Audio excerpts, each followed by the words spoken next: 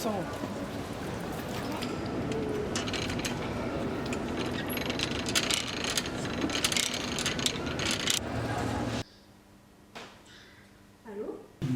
Les plus grands en Europe au XVIIIe siècle.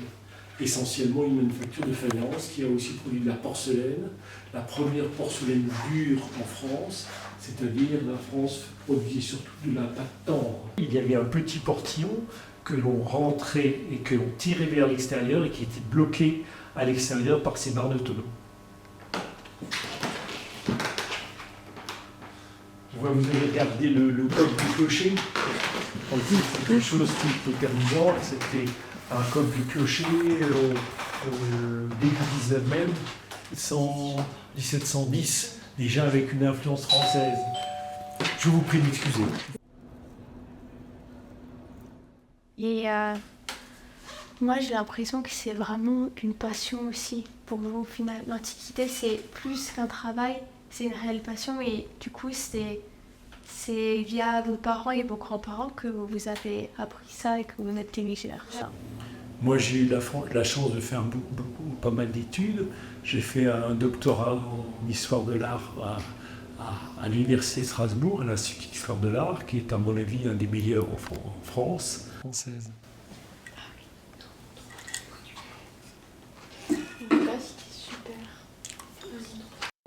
Ce que les antiquaires ont raconté au XXe siècle, aujourd'hui, ça devient ridicule. Et s'il y a une certaine désaffection pour les antiquités aujourd'hui, c'est parce que les antiquaires n'ont pas été assez précis.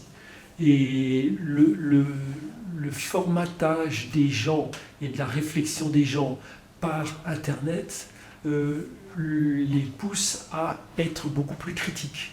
Et moi, j'encourage mes clients à devenir de plus en plus critiques et demander des explications. C'est à l'antiquaire de justifier ce qu'il vend. En tout cas, j'ai cette impression que vous êtes vraiment ancré dans Strasbourg et que, en effet, peut-être éphémère, toutes les boutiques changent autour de nous et vous êtes toujours là. Et mais alors, je vais vous dire, le magasin Bastien aura aussi un jour une fin. De peinture de Karl van Bemmel des années 1760. Oui. Alors dans les peintures, qu'est-ce que j'aime bien moi comme peintre? Ça c'est bon, c'est surtout... Pardon.